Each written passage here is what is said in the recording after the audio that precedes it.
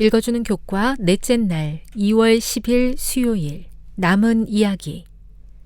여호와의 사자가 나가서 앗수르 진중에서 18만 5천인을 쳤으므로 아침에 일찍이 일어나 본즉 시체뿐이라. 이사야 37장 36절.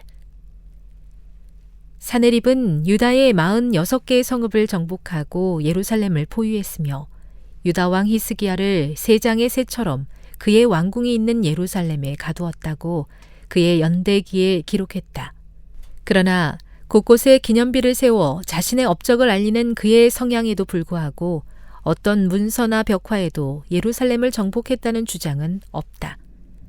놀랍게도 사네립의 막강한 세력에 대항하여 히스기야가 반역을 주도했었다는 사실이 생략되었다. 앗수르에 대항하는 반역은 곧 생명의 단축과 소름 끼치는 죽음을 의미했다. 성경의 기록이 아니더라도 분명히 기적이 일어났음을 학자들도 인정한다. 적수가 적었던 사네립이 그의 왕궁 벽에 라기스를 포위했던 장면을 생생하게 새겨놓은 것은 체면을 살리기 위한 장치였던 것으로 보인다. 하나님의 은혜가 아니었다면 이 벽화에는 라기스 대신에 예루살렘이 그려져 있을 뻔했다. 성경은 사네립이 하지 않은 남은 이야기를 들려준다. 남은 이야기는 무엇인가? 하나님은 온전한 믿음으로 드린 히스기야의 기도에 대한 응답으로서 유다를 위한 완전한 보증의 기별을 그에게 보내셨다. 그것은 감히 왕의 왕이신 분을 공격한 거만한 앗수르 왕에 대한 진노의 기별이었다. 하나님은 예루살렘을 방어하시겠다는 약속을 신속하게 이루셨다. 큰 위기가 큰 기적을 낳았다. 무려 18만 5천 명이나 되는 적군이 쓰러졌다. 그리하여 사네립은 본국으로 돌아갈 수밖에 없었고 거기서 죽음을 맞이했다. 만일 사네립이 예루살렘을 정복했더라면 그는 백성을 이주시켰을 것이고 유다는 북방 이스라엘과 같이 정체성을 잃고 말았을 것이며 메시아 탄생을 소망했던 유대인의 이야기는 거기서 끝나고 말았을 것이다. 그러나 하나님은 그 소망의 불씨를 살려주셨다. 교훈입니다. 하나님은 히스기야의 간절한 기도에 응답하셔서 기적적인 방법으로 원수를 물리치셨다. 그렇게 해서 메시아에 대한 소망이 이어질 수 있었다. 묵상.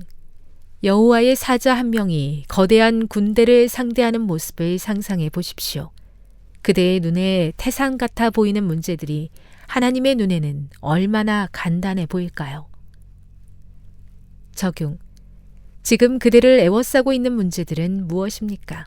그대는 그것들 때문에 낭망하기보다 오히려 어떤 믿음으로 하나님께 기도해야 할까요? 영감의 교훈입니다. 하나님이 베푸신 구원. 히브리인의 하나님께서 거만한 앗수르 사람들을 이기셨다. 여호와의 영광은 인근 열국의 목전에서 입증되었다. 예루살렘에서는 백성들의 마음이 거룩한 기쁨으로 충만하였다. 그들의 구원에 대한 열렬한 호소에는 죄의 자복과 많은 눈물이 섞여 있었다. 위기에 처해 있을 때 그들은 전적으로 구원하시는 하나님의 능력을 의지하였고 하나님은 그들을 실망시키지 않으셨다. 선지자 왕 362.